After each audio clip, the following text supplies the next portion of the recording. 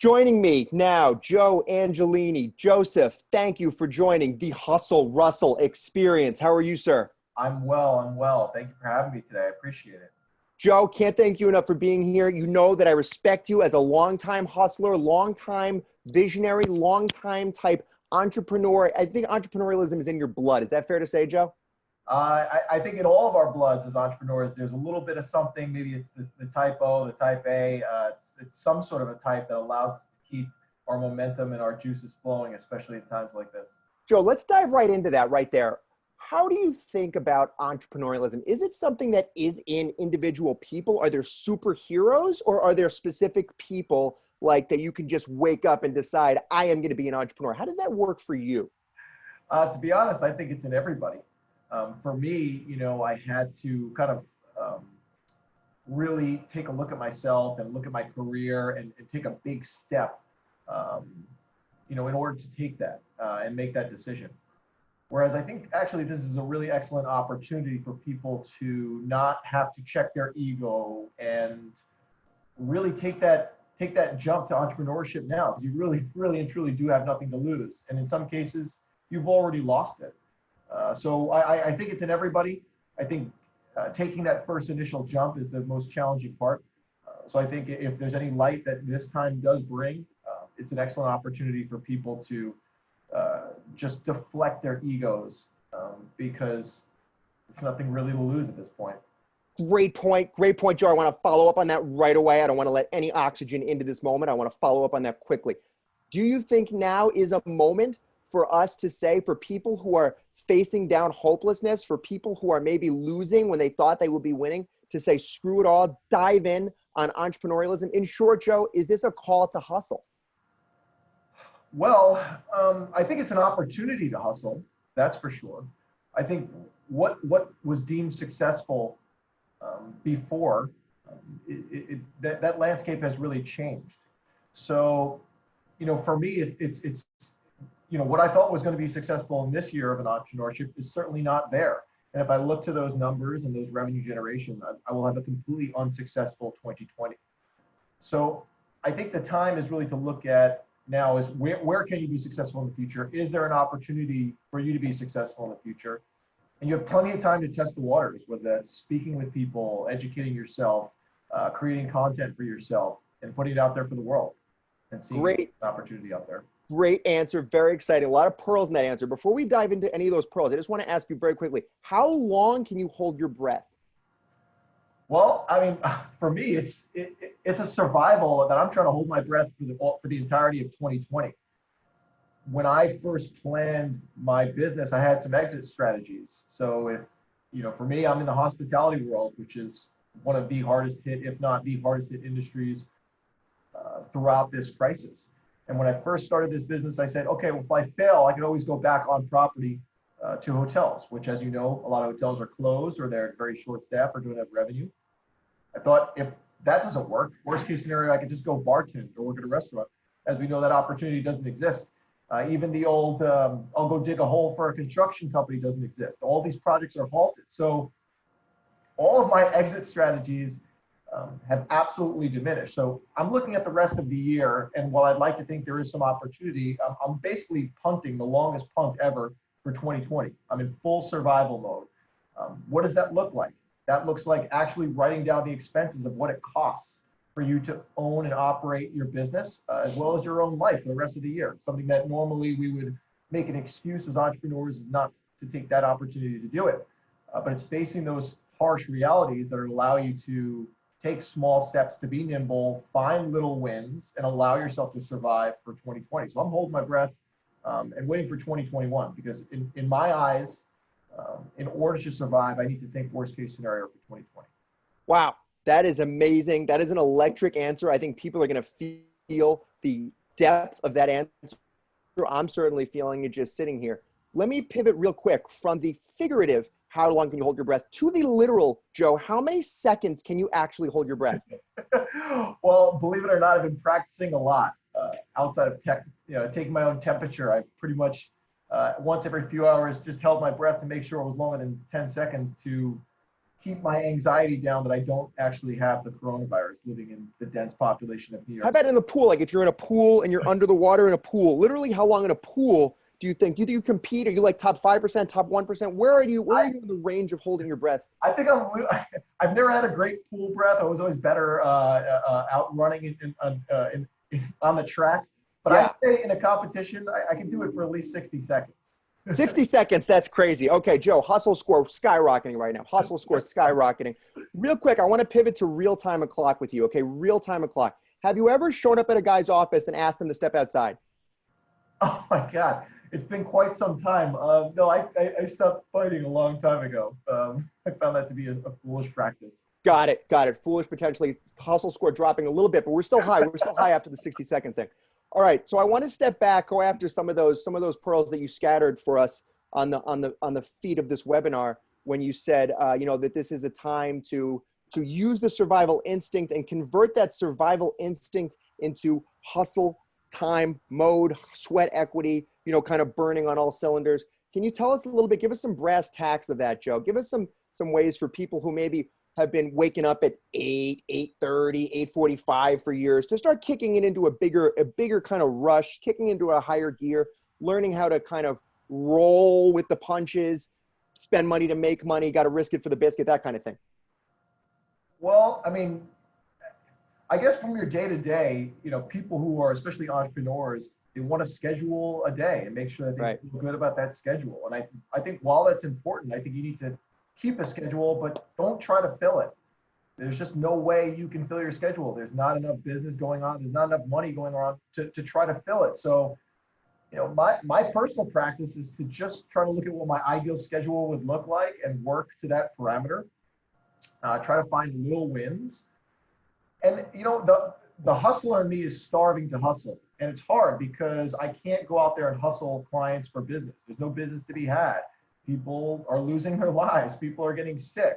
So I've kind of redirected my hustle into, and I don't want to say volunteering because, it's volunteering with a purpose, but it's almost like an internship for adults. So where are those businesses that you're passionate about that actually could use some of your time and use some of your hustle? How are you reaching out to them? And for me, where I predominantly worked in major cities with, lifestyle brands, I'm looking at some of those resort and motel, hotel areas of places that I'm passionate about, that I'm fearful will survive, and offering an opportunity to utilize my services for free. And, part of that is selfish because I need to exasperate that hustle. And at least if I can provide that hustle and that energy to somebody that might need it, maybe that those places that I'm truly passionate about, will help them survive. And I can at least feel confident that I'm doing my part and feel a little bit of sense of fulfillment in this lack of hustling time frame. Starving to hustle is a phrase that resonates with me. I'm sure it's going to resonate with the literally hundreds of millions of people listening right now. And I feel that it's sad when you have to starve for hustle because we should just be eating so much hustle. You were with me the whole time. I was with you the whole time. I was following. We were kind of driving on that. And then you said something which didn't quite jive with me, which was the word fulfillment. I'm not really clear on how to square fulfillment with hustle. Fulfillment seems like an Oprah word. Hustle is more of a Chuck Norris, Jocko Willink word. And I guess the two don't quite mesh to me. Well, Expound on that, Joe. Well, while we are both hustlers, I think both of our brains were completely different. You've always been a little bit more of a creative personality, while I kind of have that type A personality. So I think for those type A's out there, it's that feeling through numbers that you did accomplish something through your work today. And you're going to lack that on a daily basis. So that's what I meant by trying to find those little wins and, by looking towards more of that volunteering side, but think more internship for adults. Where are those industries that you'd like to dive in that you could probably add value to, but they never really could afford you? You have time. True. They need you more than ever. So hustling for somebody like them shows an opportunity maybe for them later on, 5-10 years down the road, that they want to give you a call to actually use your services. But in the interim, it does provide you that fulfillment that the type A hustlers are seeking. Short-term value, long-term relationship. and more about just the value of the relationship to yourself.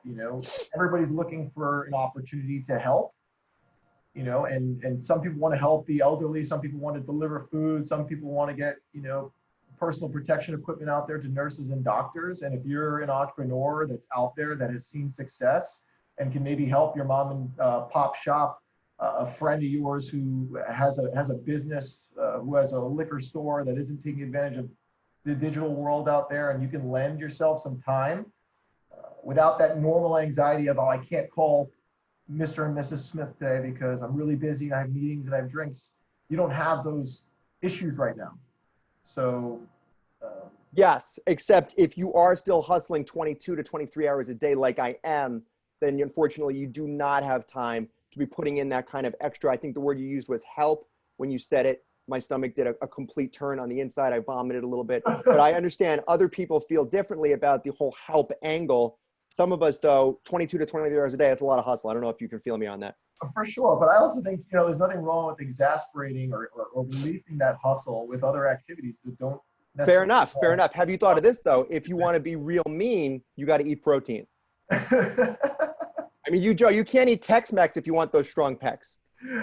Oh Lord. Well, from somebody that's pretty much overdosed on protein for the last 10 years, one thing I can tell you is that you can actually do a protein hustle, and that could be creating your best protein dishes, or going out there and putting on your battle gear and buying all the best proteins that you can in the safest manner. Oh, I am so glad you brought this up. I've been wanting to talk about protein hustle for months. So can we dive real quick into that? How many scoops is too many? I think once the blender stops and you can't shake your drink, that's when you hit your breaking point. Got it. But isn't the purest definition of hustle blowing right through the breaking point, Joe? Yeah, but anybody who's really dabbled in protein knows that if you take that protein down without liquid, you might just choke yourself. So you need that healthy balance of liquid with the protein in order to get it down. Got it. Some liquid, mostly protein. We can debate on that, but the bottom line is, if you want to be real mean, got to eat protein. Okay, Joe, I'd like to pivot real quick to some quick word association. I throw a word at you, you give me the first thing that comes to mind. Can we do that? Sure. Okay, ready? Hustle. Zach. Scale. Wait. ROI. Return on interest. Cold call. Monotonous. Didn't love your answer on that last one, Joe, but we'll keep moving. Money. Not everything. Benjamins. Baby. Green paper. Isn't it all? Cheddar. Better. Bonus. What's a bonus? Your hustle score has come down some from your 60-second holding your breath underwater, but you're still doing pretty much above average, I would say. Can you say to people confidently today, look, guys, here's a good repository for that hustle energy that's going to let you feel in your mind like you're running on a treadmill, 150 miles an hour with wild gazelles at your heels? I think it's a time to offer you a balance of your life back again. I know it's kind of an interesting thing to say when we're so restricted, but we've talked about things like educating ourselves and reading. We all like to talk about how much we're reading, but you all know that you were only reading about 15 pages in your commute to and from the subway. Now you can read 50 pages in an hour. So I think the idea is you can't put all your hustle into work, and especially if you're in a coastal or a very competitive atmosphere, the majority of your hustle in life has been driven through work. But now there's an opportunity for you to hustle in different ways, and whether that's through improving your body, improving your mind through just reading and looking at interesting content, learning a new language. It's just an opportunity for a hustle in different ways. It could be your protein hustle. When you are reading those 50 pages, do you ever get so disgusted at the waste of time that you almost die? Well, you have to change what you're reading. Before I was reading things like Thinking in Bets and, books about how to make more money. And now I'm reading more of those classics that I just that I just watched on movies, in grammar school in order to get the book report done. So, One Flew Over the Cuckoo's Nest is actually a pretty good book. That's Most amazing. people don't have time to read some of those old novels. That's amazing. Do you feel like you have to take testosterone pills after you're done reading to get back some of what you've lost during that time? Once again, that's what the balance is for. So you just mix in a couple of push-ups and a protein shake, and you're right back there to that hustle muscle. To get your strength back from all the weakness that happened to you while you were sitting there staring at a book, correct? Yes. Got it. Okay. So I think we have a good clear vision of where you're going, Joe. I have high hopes for you. Frankly, I think it's rather a 50-50 shot with all the reading talk. But why don't we wrap this up with a quick hustle rustle hot seat? 10 questions, rapid fire responses, straight from the gut. Are you ready for that? All right. Okay, Joe. Question 1. If you were a sports car, what would you be? Oh, I gotta say a Maserati. Maserati. Speaking my language. How many tabs do you keep open on your browser at once? At least 7. 7. I'm going to ask you next time you come on to work on that, try to get that to a 14 or 15 range, okay? How long is your average workday, Joe? Now about 4 hours. Can't in good conscience allow that answer to go live on the air. I will probably do some scrubbing in this, maybe do a bleep, do a looping of some language. At what age will you donate your first $1 million to charity? Oh, good Lord. I'll talk to you in the next life. Trick question, Joe. The tax write-off is not worth the loss of that much dry powder during a bear market.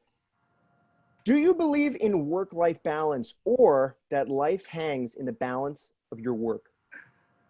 I used to believe in the latter statement, but more than ever, work-life balance. And I know my hustle score is going down, but just trying to be honest here with my answer. No, that's fine. You be honest. I wouldn't say it's going down. I would say it's plummeting, but that's fine. Were you ever fat and weak as a child, or have you always been a winner? Definitely fat at times, never weak. Always tried to be a winner. That's for sure. Fat but not weak. No points for trying. Okay, we'll calculate that. Do you think that people will still read literature and poetry in the future? Or will we just use that paper to print more money for us winners? Well, I think the poetry that might come out of this crisis could be better than ever. So I like its chances of survival. Do you believe Oreo cookies are helping or hurting Americans trying to be their best? They're helping 100% because I tried to make my own cookies, and it's expensive to make your own cookies. But Oreos are cheap. They're like under $5 and you get a lot of them. What's one thing people can do today to be better at winning? Whew. I would say just to put life into perspective, because what you thought was a win last year or last week isn't necessarily the same victory. So just try to put things into perspective a little bit and find those little wins. Last and final question, Joe. What is more important, Joe? Money or the love of money? Well, money in itself, if it ain't there, you're never gonna have the love or strive to get it. So it's all about the dollar bills at the end of the day. We all want to pay our bills, so that is important. We don't want to lose focus in that. But I suppose what's most important is to understand what's important in investing in right now, in your survival mode, and not to give up on that during this time period. Not to give up. Joe, that is a message that I'm going to tell you has given your hustle score a very important injection. 2 points, 2 emergency points, landing you at a solid 6 out of 10. Joe, any parting thoughts? My last thought would be just when you're in doubt, call your friends. When I say call your friends, I mean call all of your friends. And if there's people in your phone that are not making you money, that are contacts of yours, and you're not calling them, then they should be deleted. So when in doubt, call your friends, call your clients. It doesn't have to be about business. Make the hard calls. Those friends that have lost their job, that are dealing with tough times. Call those people. It takes guts to do that. They'll appreciate it. And beyond just maybe making somebody's day feel a little bit better, you might find that you actually might hustle and make some business. And if not, hustle and create business for yourself, but hustle and create business for one of your colleagues. that is working. So call your friends, everybody, all of them. And if they're in your deck and you don't call them, delete them. That's my advice to you. If I could synthesize that message in a way that makes sense to my brain, delete people from your life that do not make you money. I'm not sure if that's exactly what you said. That's what I took from it. That's what I want my audience to take from it. And Joe, I can't thank you enough for coming on, being willing to show us the weak spots in your hustle game, but also the pearls that you have, which we all know are many. Look, I look forward to getting to, back to that full-on hustler life when things are good and we can be the go-getters that we were born to be again. Joe Angelini, everybody. We'll link up his stuff. This has been the man, Joseph. Tight, solid 6 out of 10. I have been Hustle Russell. That's 2 L's, 1 life.